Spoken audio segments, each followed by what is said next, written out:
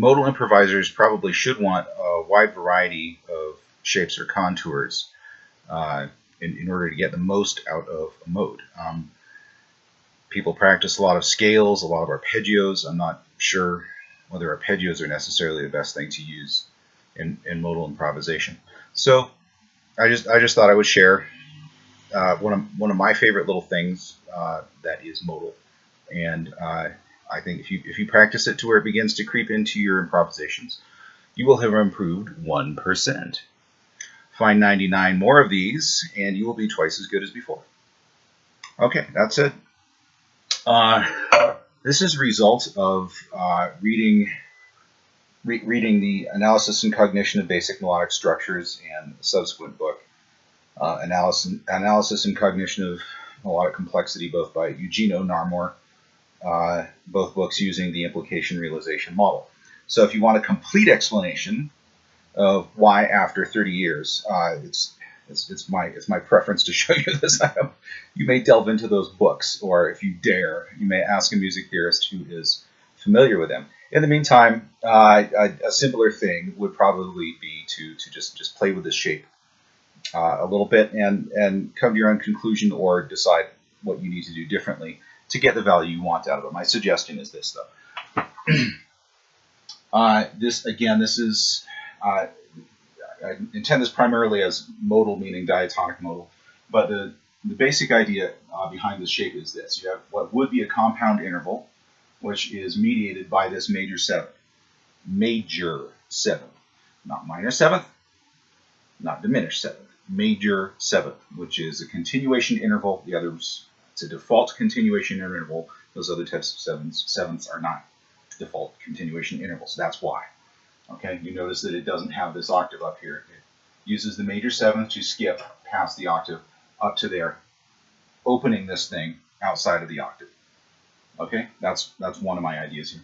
The other idea is this. You have this reversal here, which is itself reversed and then reversed, and sequence back down here, and that's in a video of this length, that's all pretty much I'm going to say about it. So I want you to try to think of this not as a discrete event, but as a cyclical event that you can tap into basically at any point. You can, if you begin here or there or something like that. Whether you complete the cycle or not, it matters, but the idea is if you do complete the cycle, it's a good cycle. So with that in mind, these are rhythmic shapes that I use to cycle through these things on all 7 positions, which is the duple figure 2, 2, 2, 2, 2, 2, 2, and then it's the same 15 tones, okay, repeating the beginning tone after having also done it in the middle. And then it's in triple, but I begin on to the 2 and 3 of the triple, triple, triple, triple, triple, and then a 1. You don't have to do anything the way I do it. These are just suggestions. Think about it. Okay.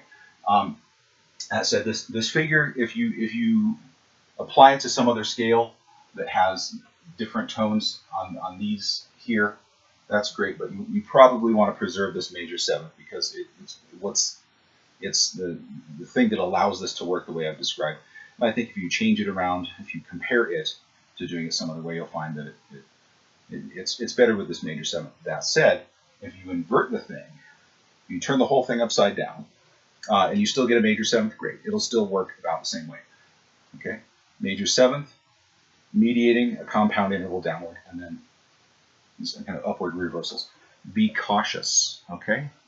This is not a serious serialist principle. If you reverse this thing, if you reverse the order of this thing, it does not work the same, because implication in music works. I'd say it works differently right to left than it does left to right.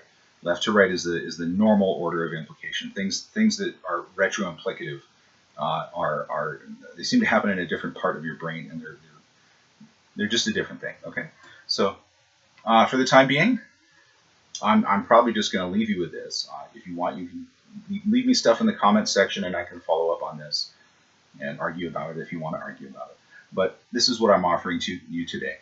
One little tip for modal improvisers.